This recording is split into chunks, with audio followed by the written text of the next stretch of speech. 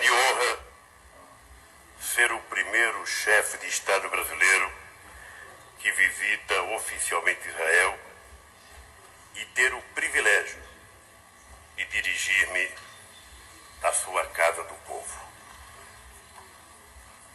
Volto a este país que visitei em 1993 na condição de presidente do meu partido, o Partido dos Trabalhadores. Daquela visita, levei uma inesquecível recordação. Falo agora como presidente da República Federativa do Brasil, mas também na condição de ex-parlamentar, que nos anos 80 participou em nosso Congresso da refundação constitucional de meu país, depois de 20 anos de ditadura. Falo na condição de dirigente de um país que acompanhou o nascimento de Israel.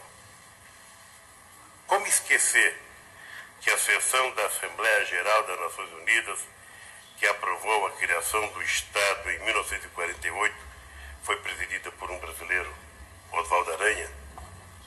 Falo finalmente na condição de um amigo de Israel. Venho de um país que recebeu dezenas de milhares de imigrantes judeus, perseguidos em suas terras de origem pela intolerância étnica, cultural e religiosa. Muitos deles puderam chegar ao Brasil graças a dois funcionários humanistas que honram a diplomacia brasileira: Dona Araci, do Consulado de Hamburgo, e o embaixador Souza Dantas, de nossa legação em Paris.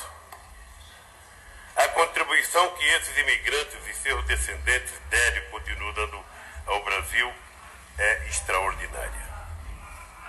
Ela está em nossa literatura, com Clarice Lispector e Moacir Scliar, em nossas artes visuais, com Lazar Segal e Carlos Scliar, em nosso cinema, com Leon Isman. Ela é ainda mais visível no mundo da ciência e da cultura, na atividade empresarial e na atividade política. Senhoras e senhores parlamentares, uma visita como esta serve para aprofundar relações bilaterais. Relações que têm experimentado um avanço considerável nestes últimos anos e que espero possam ganhar mais intensidade a partir de agora. Penso nos números que nosso comércio exterior em extraordinário progresso. Se bem que Israel e Brasil poderia ter uma balança comercial infinitamente maior a hora que os dois países começaram a utilizar todo o seu potencial. Penso em nossa cooperação cultural, científica e tecnológica. Penso, finalmente, no acordo Mercosul-Israel, o primeiro estabelecido com um país fora da América Latina, a despeito das resistências que alguns ofereceram. Mas esta é igualmente a oportunidade de debater questões mais gerais e profundas. Queremos discuti-las respeitosamente, mas com franqueza. Com aquela franqueza que deve marcar o relacionamento entre amigos. A política externa de meu país tem uma vocação universalista. Está comprometida com valores. Respeitamos a autodeterminação dos povos. Defendemos os direitos humanos. Queremos um mundo mais justo, econômica, social e politicamente.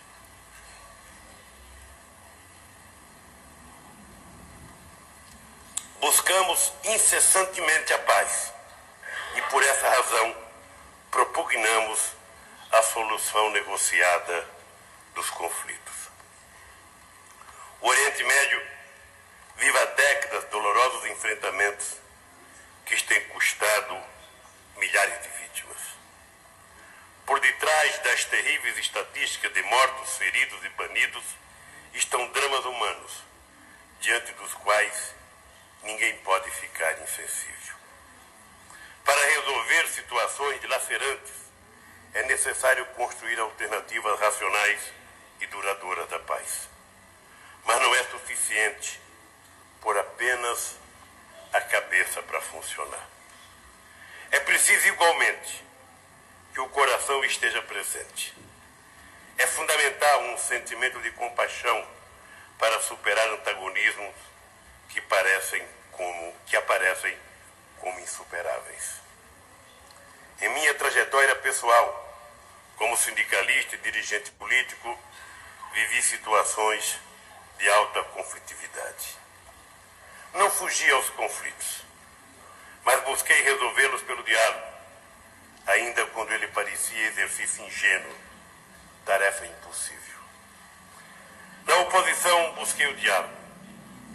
Cheguei à presidência pelo diálogo. Governei dialogando. Apostei na democracia mesmo quando ela parecia como um horizonte inatingível.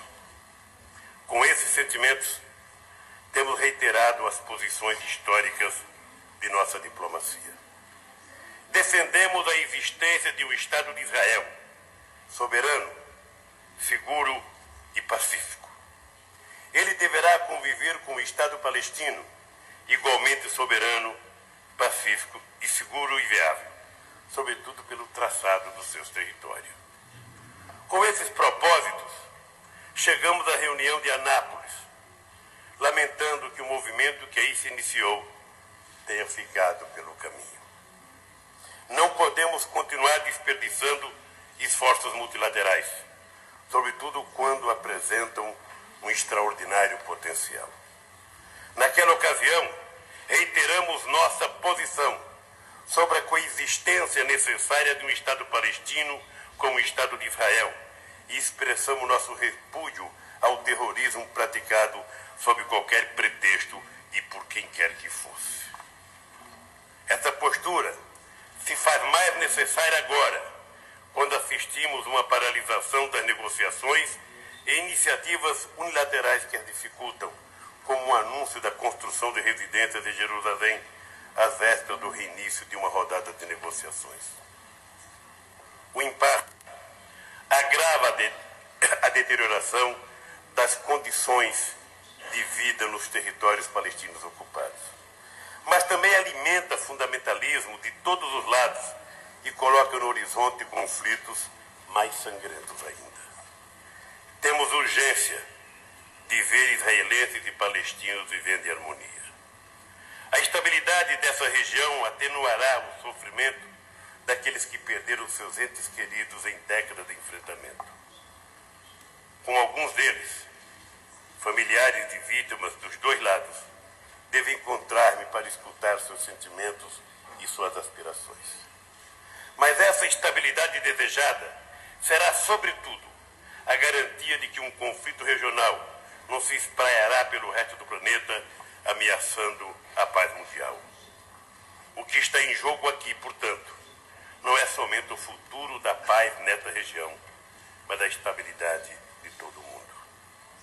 Veio de um continente que possui grandes riquezas naturais, mas também marcado por desigualdades regionais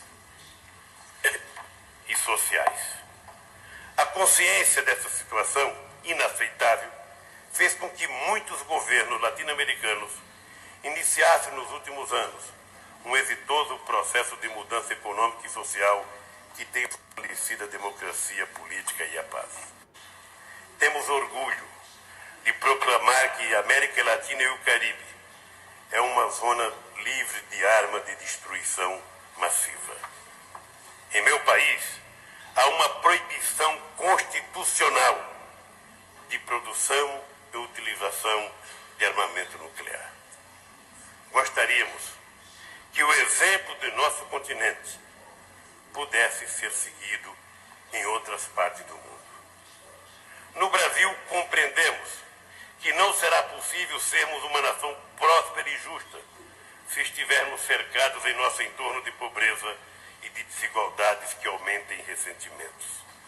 Senhoras e senhores parlamentares, em meu país, 10 milhões de árabes e de seus descendentes convivem de forma harmoniosa com milhares de judeus. Gostaríamos que essa situação fosse como uma metáfora na busca de um entendimento profundo e duradouro nesta região do mundo, distante geograficamente de nós, mas próxima de nossos corações e nossas mentes. Árabes e judeus são povos magníficos, com esplêndidas tradições culturais, povos que construíram suas identidades no curso de uma história, muitas vezes cheia de sofrimento. Deste sofrimento, de que é testemunho o Museu do Holocausto, que visitei em 1993, e o Yad Vashem, que visitarei amanhã.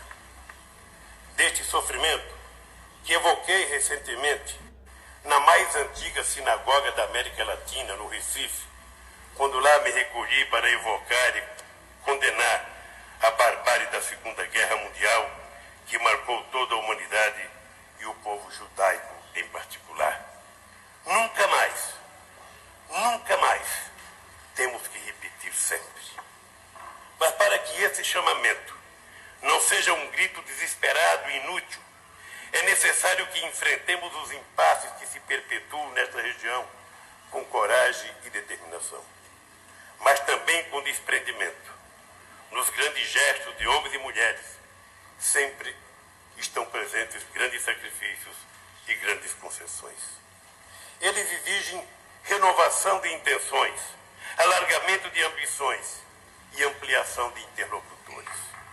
Pensemos nas palavras de Albert Einstein, quando nos disse: não se pode fazer a mesma coisa, dia após dia, e esperar resultados diferentes. O Brasil quer modestamente ajudar a obter esses resultados diferentes. Foi o que fizemos em nosso continente, junto com outros países amigos da América Latina e do Caribe, ao participar de esforços coletivos para solucionar conflitos e debelar ameaças à paz. A única recompensa que esperamos ter aqui é a felicidade de israelenses e de palestinos. O impasse que vive o Oriente Médio mostra as enormes dificuldades que enfrenta hoje a governança global, em particular as Nações Unidas.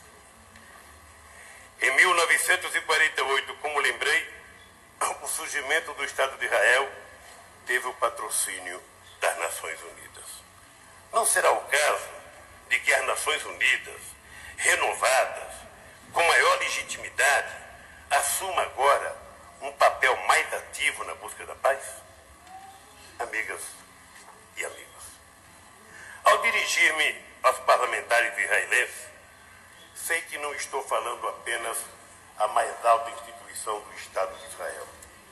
Sei que, por vosso intermédio, falo a mães e pais, esposas e filhos dos que partiram em meio a conflitos que poderiam ter sido evitados.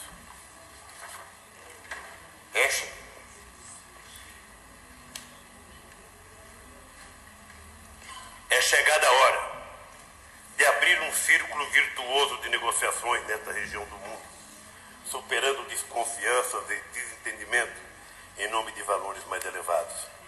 A história recompensará os que seguirem este caminho.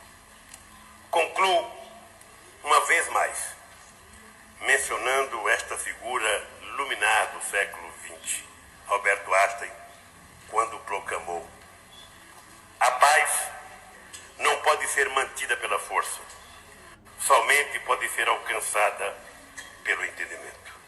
Shalom e muito obrigado.